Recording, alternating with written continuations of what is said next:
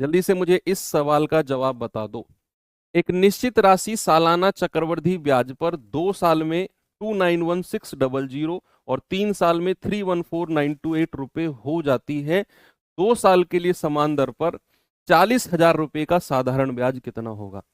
तो बाद की बात है, पहले ब्याज की दर निकालनी पड़ेगी, तब जाकर 2 साल का समान दर पर 40,000 का साधारण ब्याज हम निकाल पाएंगे।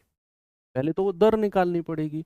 इसका मतलब है हमें यहां से लेकर यहां तक के क्वेश्चन में ब्याज की दर यानी कि रेट ऑफ इंटरेस्ट निकालना है कि 2 साल में पैसा इतना और 3 साल में इतना हो जाता है। What is the rate of interest? मैंने कहा कोई मूलधन है P, वो 2 साल में कितना हो गया? 2 साल में हो गया 291,600 और 3 साल में यानी कि शुरुआत से 3 साल में कितना हो गया? आप कहेंगे 314,928, 314,928। और मैं आपसे कहता हूं कि भाई मुझे एक बात बताओ, जो ये पैसा था इसको इतना बनने में कितना समय लगा? 3 में से 2 घटा दो, 1 साल। अरे वाह, 1 साल का ही तो रेशियो चाहिए मुझे। मुझे 1 साल का ही तो रेशियो चाहिए बच्चा। कितना होगा? 291,600 से 314,928। यस। तो भाई 1 साल में आपको कोई अंडर रूट वंडर रूट नहीं करना, सीधा डिफरेंस देखो। क्या करो? सीधा डिफरेंस देखो।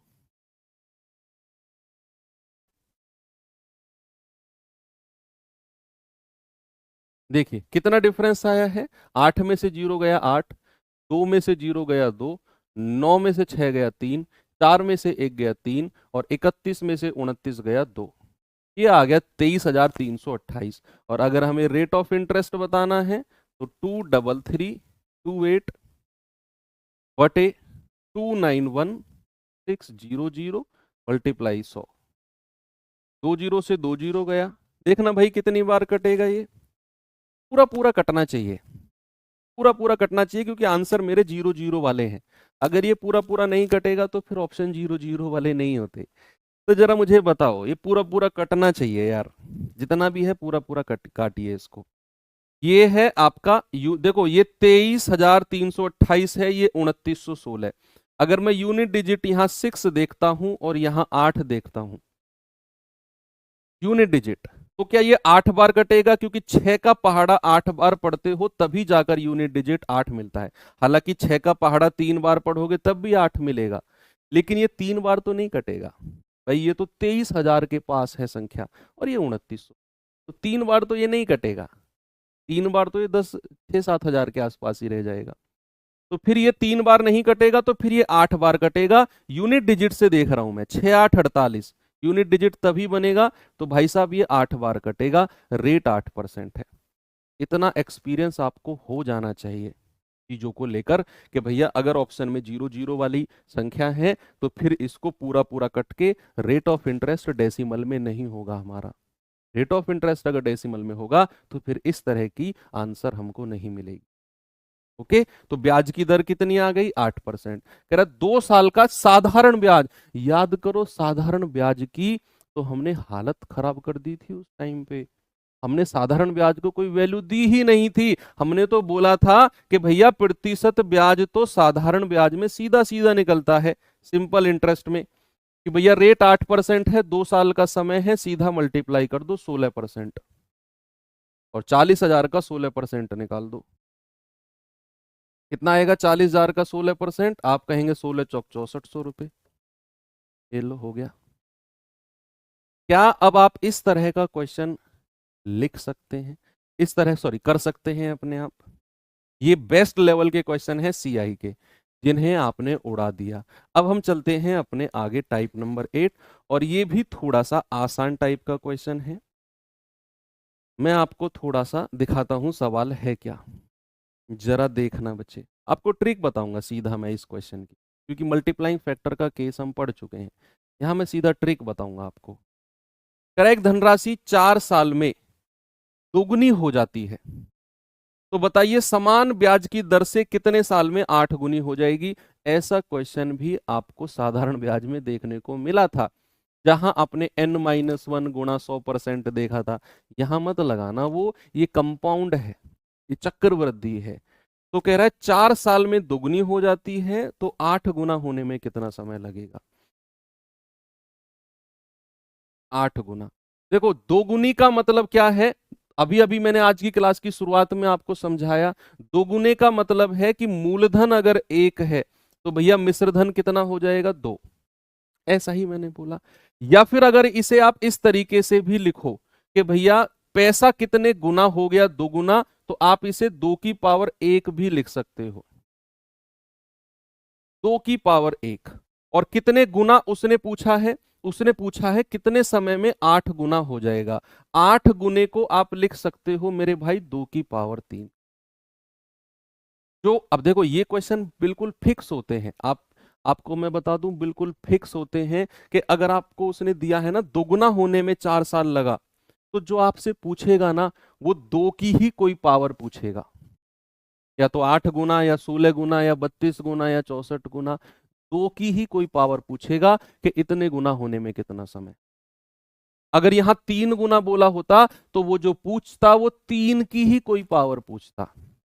9 गुना, 27 गुना, 81 गुना, 243 गुना, 729 गुना, ऐसे पूछता। यहां अगर 4 गुने का समय दिया होता तो यहां 4 की कोई पावर, यहां 5 गुना दिया होता तो 5 की ही कोई पावर पूछता आपसे। आपको दिया है 2 गुना, 2 गुने को मैंने लिखा 2 की पावर 1। कितने वर्ष में? 4 वर्ष में। कितने वर्ष में बच्चे? 4 वर्ष में। और आपसे कह रहा है 8 गुना। मैं थोड़ा सा इस वाले क्वेश्चन को एक्सप्लेन करता हूं, बाकी आगे नहीं करेंगे। इस वाले क्वेश्चन में क्या है कि दोगुना होने में 4 साल लगे। मल्टीप्लाइंग फैक्टर जब मैं आपको पढ़ा रहा था तो क्या मैंने बोल दिया कि अगर दोगुना होने में 4 साल लगे हैं तो हर 4 साल में दोगुना होगा? इस बात को ऐसे समझो ना कि 4 साल में कोई पैसा दोगुना हुआ तो वो हर 4 साल में दोगुना होगा। पहली 4 साल में दोगुना, अगली 8 साल में फिर से दोगुना, फिर उससे अगली 4 साल में फिर से दोगुना। यानी कि क्या मैं ये कह सकता हूं कि 4 साल में अगर दोगुना हुआ है तो अगली 4 साल में ये वाली 4 प्लस अगली 4 साल में कितना हो जाएगा? उसका भी दोगुना, 2 की पावर 2। मैंने कहा और 4 साल ले लो, अगली 4 साल में कितना होगा?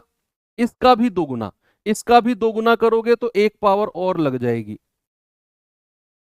2 की पावर 2 का दोगुना अगर आप करते हैं भाई, 2 की पावर 2 का अगर आप दोगुना करते हैं तो 2 की पावर 4 नहीं होगा, 2 की पावर जुड़ेगी, 2 की पावर 3 होगा।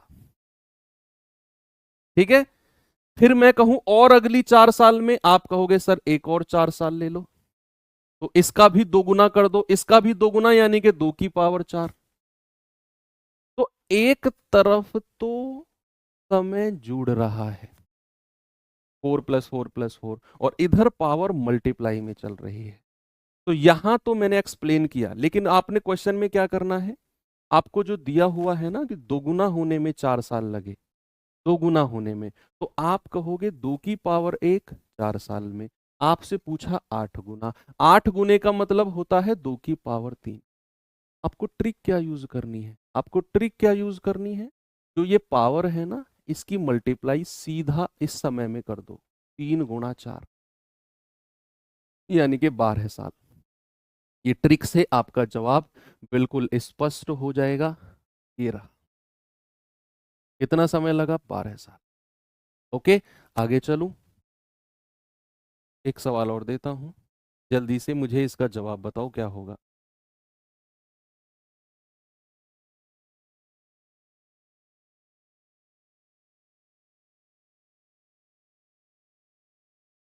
आपसे कह रहा कोई धनराशि चक्रवृद्धि ब्याज पर 4 साल में 3 गुना हो जाती है, तो 81 गुना कितने समय में होगा? भाई 3 गुने का मतलब है 4 साल में, 3 गुने का मतलब है 3 की पावर 1, और 81 गुने का मतलब है 3 की पावर 4। तो आपको समय दिया हुआ है 3 की पावर 1 का, तो 3 की पावर 1 4 साल में, और आपसे पूछा क्या है? 3 की पावर 4। आपने क्या करना है? इस पावर को उठाकर सीधा इस वाले समय में मल्टीप्लाई कर देना है। आपका जवाब आएगा सर 16 साल में। 16 साल में, ऑप्शन नंबर डी बिल्कुल करेक्ट है। सिंपल इंटरेस्ट वाले से भी आसान है ये। एक सवाल और देता हूं मैं, ये करना जरा जल्दी से, मुझे इसका जवाब बताओ बच्चे।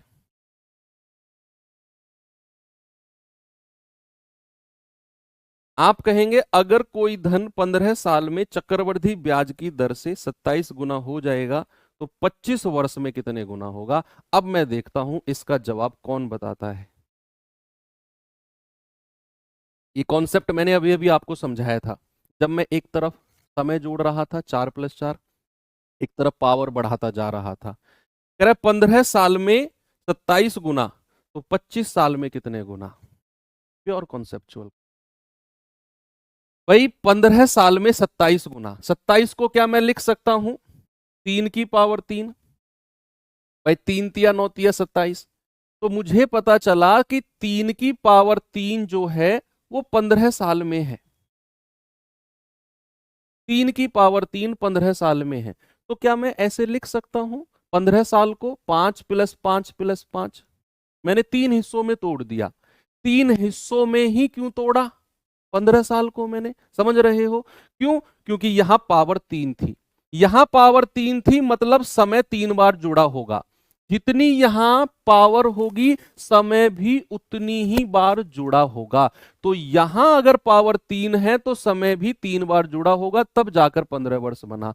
अगर मैं केवल 5 साल की बात करूं, केवल 5 साल की, तो आप कहोगे 3 की पावर 1 कितने वर्ष में, 5 वर्ष में।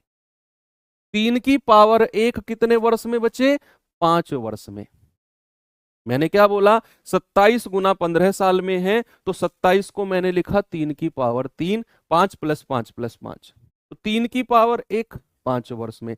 अब उसने कहा 25 वर्ष में, तो आपको 25 वर्ष बनाने के लिए कितनी बार जोड़ना पड़ेगा, एक बार और 5 जोड़ेंगे 3 की पावर 2, एक बार और 5 जोड़ेंगे 3 की पावर 3, एक बार और 5 जोड़ेंगे 3 की पावर 4, एक बार और 5 जोड़ेंगे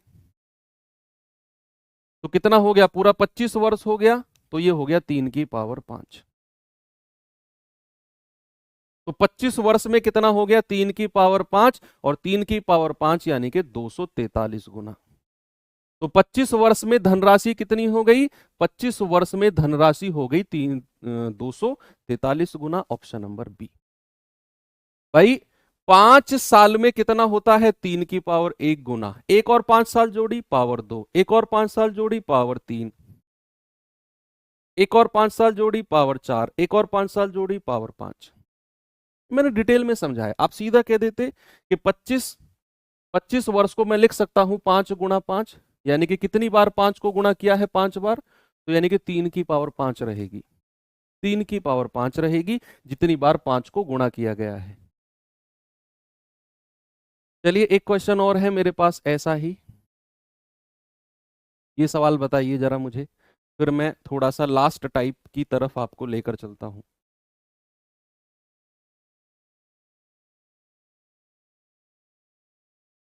बताइए जरा मुझे।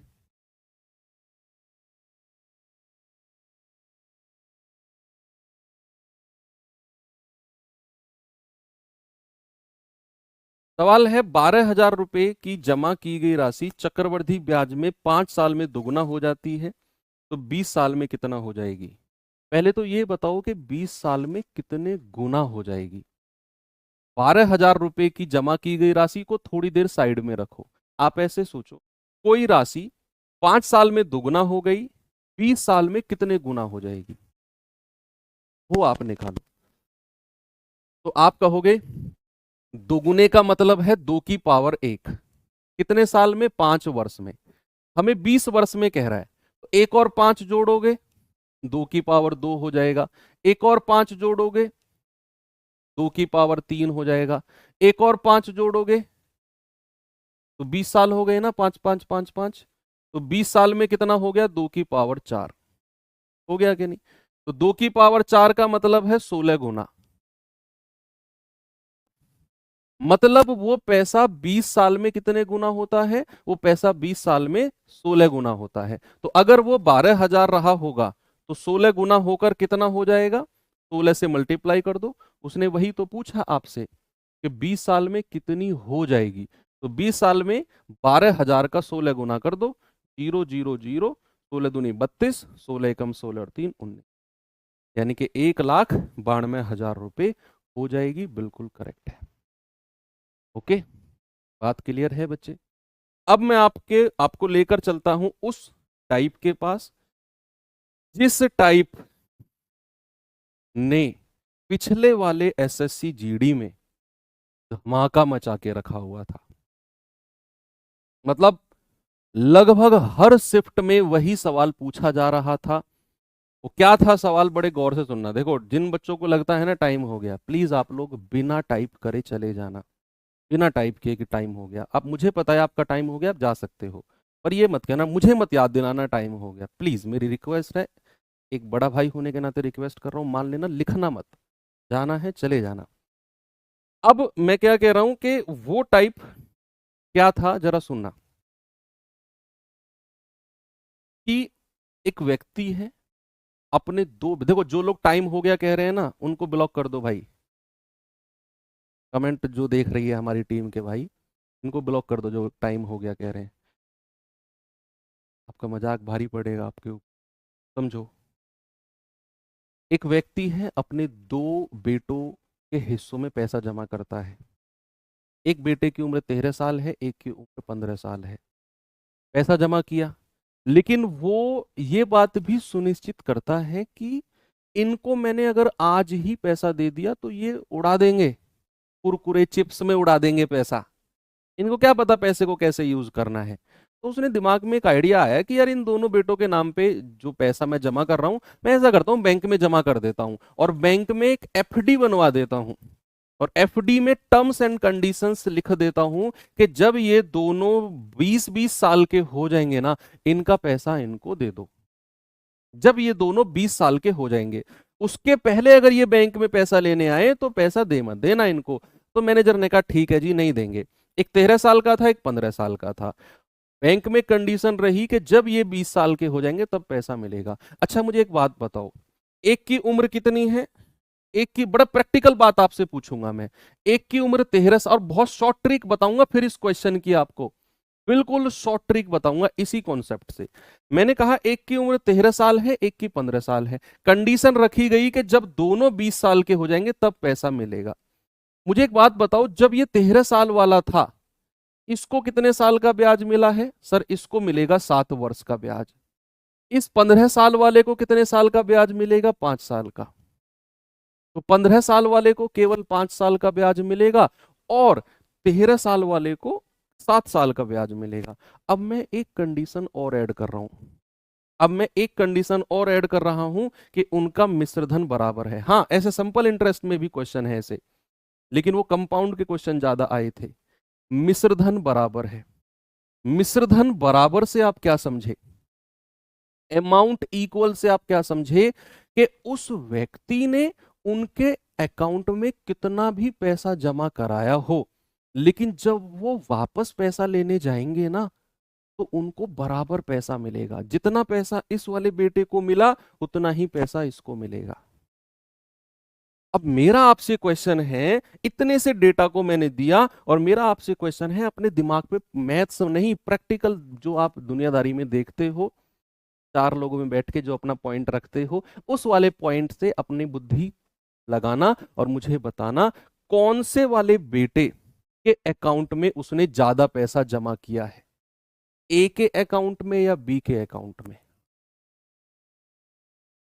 बोलो, सोच समझ के बताना, ऐसे तुक्का मत मारना, बिल्कुल दुनियादारी वाला दिमाग लगाना। एक की उम्र 13 साल, एक की 15 साल, जब दोनों 20 साल के हो जाएंगे, बराबर मिश्रधन, बराबर पैसा मिलेगा। तो कौन से वाले को ज्यादा पैसा, उसने किसके अकाउंट में ज्यादा पैसा जमा किया होगा? बता भी सकते हैं या नहीं? बता भी सकते हैं या नहीं? बता सकते हैं। अब कैसे आपने दिमाग लगाया, मैं थोड़ा सा आपका दिमाग लगवाता हूं सही जगह पे। इसको कितने साल का ब्याज मिला? 7 साल का। इसका मतलब है इसका पैसा बैंक में 7 साल तक रहा। इसको कितने साल का ब्याज मिला? 5 साल का। इसका पैसा बैंक में 5 साल तक रहा। कम समय के लिए तो इसका पैसा रहा और इसका पैसा ज्यादा समय के लिए रहा। और ये कम समय के लिए पैसा रख के भी मिश्रधन बराबर ले गया। आप ऐसे सोचो, आपने बैंक में जमा किया 5,000 रुपया और आपको 5 साल बाद निकालना है। आपने 5,000 रुपया जमा किया, 5 साल बाद निकालना है। मैंने बैंक में जमा किया 8,000 रुपया, मुझे 2 साल बाद निकालना है। तो हम दोनों को बराबर पैसा सपोज मिला, तो वो एक ही कंडीशन पे मिला, क्योंकि मैंने तुमसे ज्यादा पैसा जमा किया था 8,000 रुपया, मैंने 2 साल में निकाल लिया। तो जितना ब्याज मैंने 2 साल में कमा लिया ना, उतना तुमने 5 साल में जाके ब्याज कमाया है। तब जाकर हमारा मिश्रधन बराबर हुआ। और अगर इनका मिश्रधन बराबर है ना दोनों का, तो इसने 5 साल में जितना ब्याज कमाया होगा, ये 7 साल में कमा पाया उतना ब्याज। इसका मतलब है इसके अकाउंट में ज्यादा पैसा रहा होगा, तब जाकर उसने 5 साल में जितना उसे पैसा मिला, इसको 7 साल में जाके उसके बराबर मिलेगा। अगर ये भी अपना पैसा 5 साल में निकाल लेता, अगर ये वाला बेटा भी अपना पैसा 5 साल में निकाल लेता, तो क्या इनका मिश्रधन बराबर होता? क्या इनका मिश्रधन कभी जीवन में बराबर होता अगर ये भी अपना पैसा 5 साल में निकाल लेता? नहीं, क्योंकि 5 साल में इसका पैसा कम रहा होगा, जब ये निकाल रहा होगा ना, तो इसका पैसा उतना नहीं बना होगा। अगली 2 साल में इसका पैसा इसके मिश्रधन के बराबर बना है।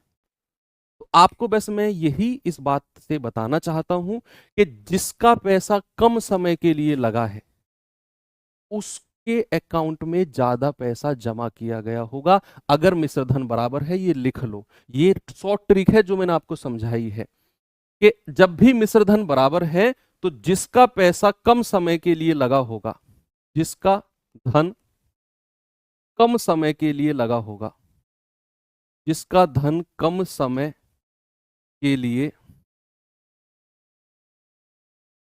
लगा होगा,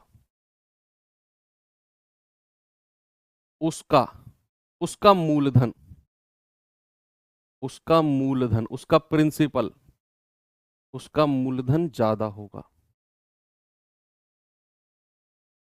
कब? जब मिश्रधन बराबर है। ये आपने लिखा। अब मैं आपको क्वेश्चन दिखाता हूं किस तरीके से आपने करना। डायरेक्ट ट्रिक बताऊंगा मैं आपको, डायरेक्ट ट्रिक। देखना सवाल, देखिए जरा। सवाल कहता है एक व्यक्ति ने 2523 को 2 भागों में बांटा। 2 पुत्र हैं ए और बी। 5% वार्षिक ब्याज चक्रवृद्धि की दर से क्रमशः 3 साल और 5 साल के लिए जमा किया।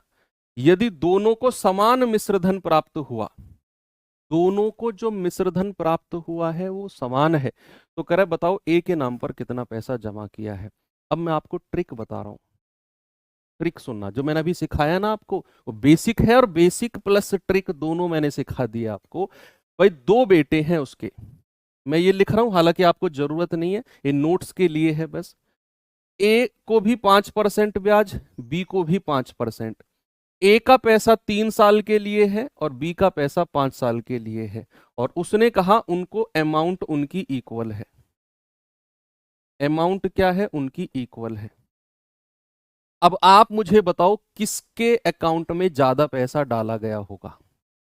मैं उनके मूलधन का रेशियो निकालने वाला हूं। अब मैं उनके प्रिंसिपल का रेशियो निकालने वाला हूं। बस आप मुझे इतना बता दो किसके अकाउंट में ज्यादा पैसा डाला गया होगा, अगर उनका मिश्रधन, अगर उनका अमाउंट बराबर है, तो किसके अकाउंट में ज्यादा पैसा डाला होगा? जल्दी से मुझे बताइए।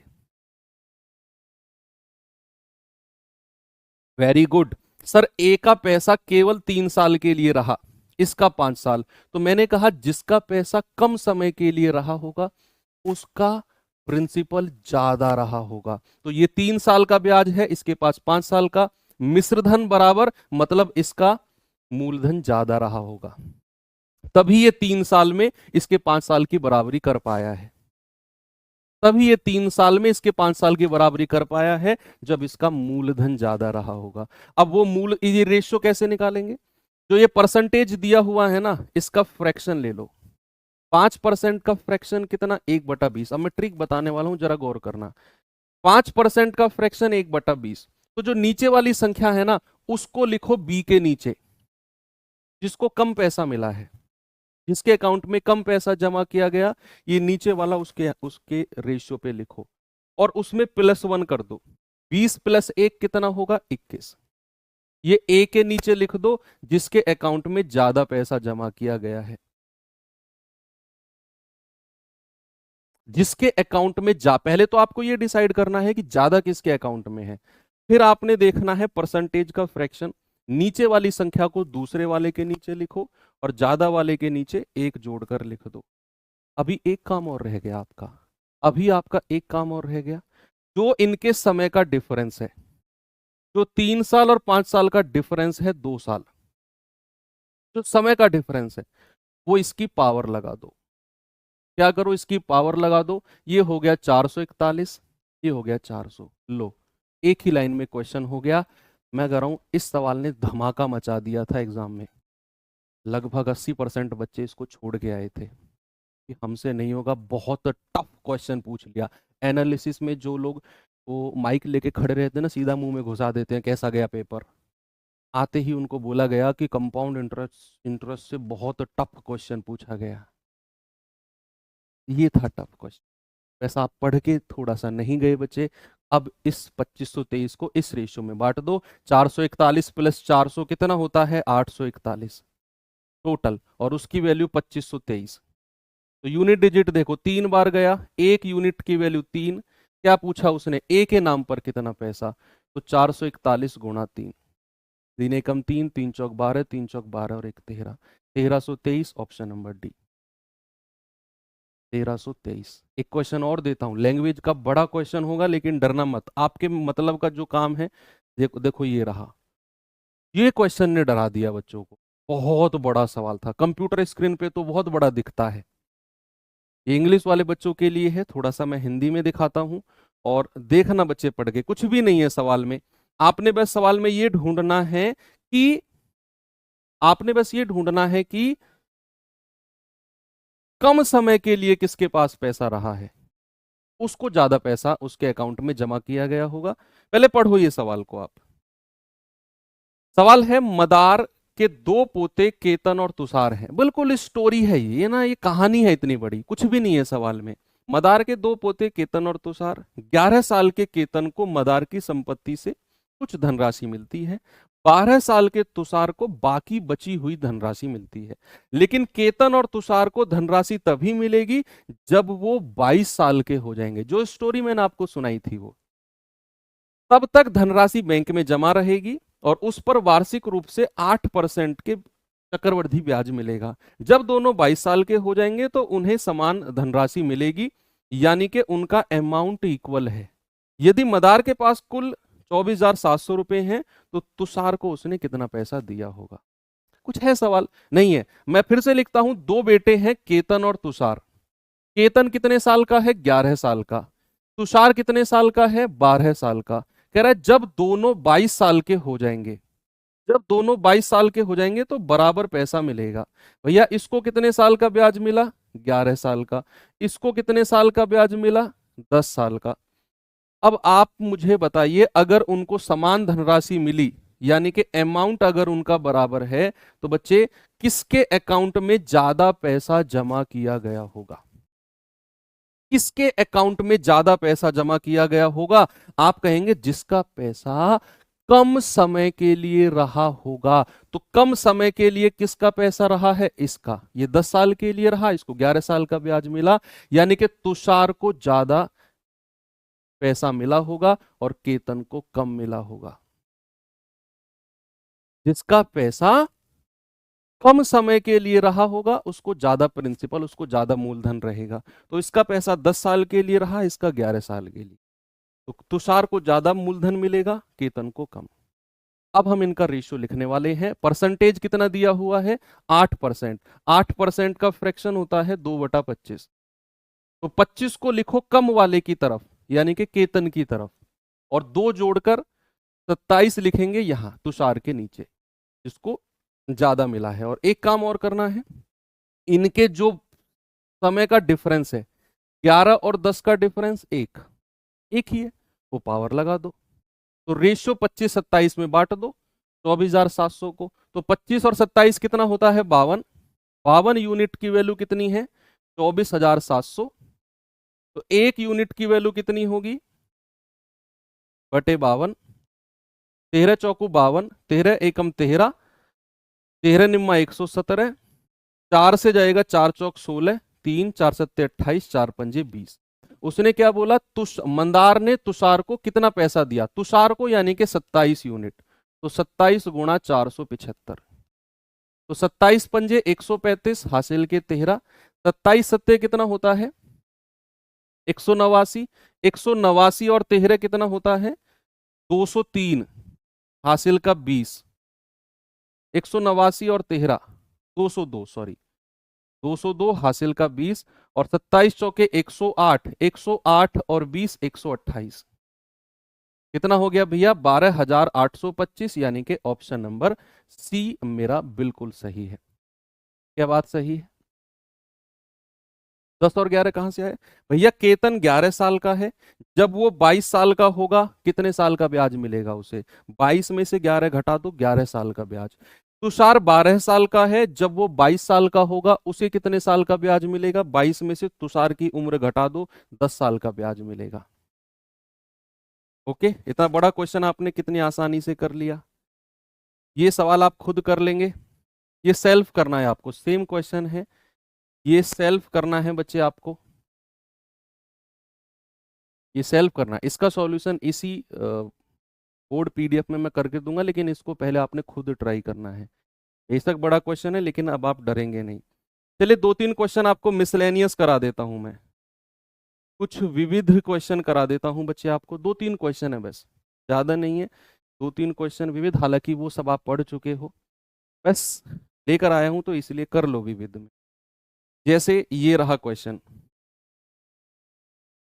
देखेंगे बच्चे जरा इस सवाल को।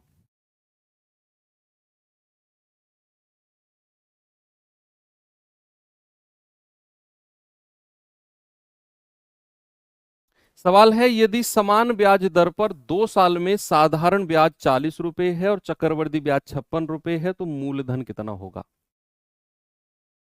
तो मूलधन कितना होगा भाई? 2 साल का साधारण ब्याज 40, 2 साल का चक्रवृद्धि ब्याज 56, तो मूलधन कितना रहा होगा? एक बात बताओ, साधारण ब्याज अगर 2 साल का 40 रुपए है, तो क्या वो हर साल बराबर लगेगा? तो अगर मैं आपसे कहूं पहली साल का साधारण ब्याज कितना है और दूसरे साल का साधारण ब्याज कितना है, आप क्या मुझे बता सकते हो बच्चे कि 2 साल का 40 रुपए है तो पहली साल का भी 20 रहा होगा और दूसरे साल का भी 20 रहा होगा, 20-20 रुपए रहा होगा हर साल, तभी 40 बना। और जो चक्रवृद्धि ब्याज 56 रुपए है, ये 40 से कितना ज्यादा है? सर ये 40 से 16 रुपए ज्यादा है। तो ये 16 रुपए जो एक्स्ट्रा चक्रवृद्धि ब्याज के पास गए हैं, ये कौन से 16 रुपए हैं? बोलिए, क्या ये दूसरे साल पर जो ब्याज के ऊपर ब्याज बना होगा वो 16 रुपए होंगे? हमने जो पहली क्लास में ट्री मेथड मैंने आपको बताया था, क्या ये वही है कि भैया 40 रुपए साधारण ब्याज है, 20-20 रुपए दोनों साल में बांट दो। चक्रवृद्धि ब्याज का है 56 रुपए, यानी कि 40 से 16 रुपए ज्यादा। तो जो ये 16 रुपए ज्यादा रहे हैं, ये दूसरे साल में ब्याज के ऊपर ब्याज बना होगा, कि वो 16 रुपए हैं। तो यहां से क्या मैं ब्याज की दर बता सकता हूं, रेट ऑफ इंटरेस्ट क्या आप मुझे बता सकते हो बच्चे कि 16/20 मल्टीप्लाई बाई 100? तो आप कहेंगे कि सर 20 पंजे 100 और 16 पंजे 80%, कितना हो गया? 80% का रेट ऑफ इंटरेस्ट है। 80% का क्या है? 80% का रेट ऑफ इंटरेस्ट है। अब रेट ऑफ इंटरेस्ट 80% है और पहली साल का ब्याज साधारण कितना है? 20 रुपया। तो क्या मैं ये कह सकता हूं कि 80% की वैल्यू 20 रुपए के बराबर है? भाई पहली साल का साधारण ब्याज 20 रुपए है, ब्याज की दर 80% है, तो 80% की वैल्यू ही तो 20 रुपए के बराबर होगी। मूलधन का 80% 20 रुपया, तो 1% 20/80 यानी कि 1/4, तो 100% कितना हो जाएगा? 100% हो जाएगा 1/4 गुणा 100 यानी कि 25। तो मूलधन कितना रहा होगा? मूलधन रहा होगा 25 रुपये। मूलधन क्या रहा होगा? 25 रुपये।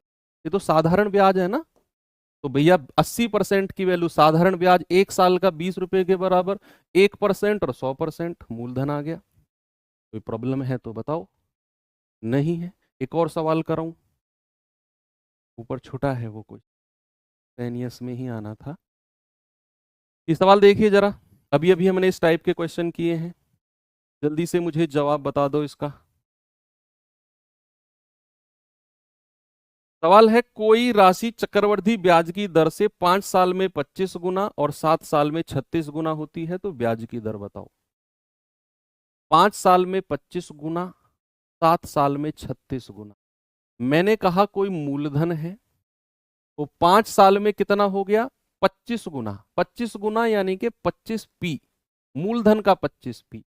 और 7 साल में कितना हो गया, 7 साल में हो गया 36 गुना। तो शुरुआत से 7 साल में कितना हो गया, 36 गुना, यानी कि मूलधन का 36 गुना 36p। अगर मैं आपसे पूछूं कि यहां से यहां कितना समय लगा, तो 7 में से 5 घटा दो, 2 साल। और 2 साल का रेशियो कितना है, 2 साल का रेशियो है 25 और 36, 2 साल का। तो भैया 1 साल का कितना होगा, √25 √36। 1 साल में कितना हो गया, 5 से 6। तो ब्याज की दर बतानी है, तो ब्याज का रेट कितना हो जाएगा, 1/5 गुणा 100। कितना होगा बच्चा, 20%। क्या सभी का आ गया, सिंपल था। 20%, कुछ भी नहीं है इसमें। तो सब कुछ हो चुका है। आपको एक क्वेश्चन मैंने खुद से करने के लिए दिया है, वो ये। इसका सॉल्यूशन अभी आपको इसी पीडीएफ में मिलेगा। बाकी कल हम इंस्टॉलमेंट के क्वेश्चन करेंगे, सिंपल और कंपाउंड दोनों के, और छोटे छोटे टॉपिक हैं। हो सकता है 40-45 मिनट में दोनों की ही इंस्टॉलमेंट खत्म हो जाए। 8-8, 10-10 क्वेश्चन दोनों में करने, 7-8 क्वेश्चन सीआई की इंस्टॉलमेंट, 7-8 क्वेश्चन एसआई की इंस्टॉलमेंट के। हालांकि बहुत कम बनते हैं क्वेश्चन, लेकिन इग्नोर नहीं कर सकते क्योंकि इस बार एडिक्विटी है। तो हम कल एक प्रॉपर क्लास एसआई सीआई की इंस्टॉलमेंट का कर लेंगे। हालांकि ये टाइप है, एसआई का एक छोटा सा टाइप इंस्टॉलमेंट का है, सीआई का छोटा सा टाइप इंस्टॉलमेंट है। हमने दोनों टाइप को उठाकर अलग ही बना दिया एक क्लास। ओके, और परसों को हम अपना एक नया चैप्टर शुरू करेंगे। Thank you, have a nice day, जय हिंद।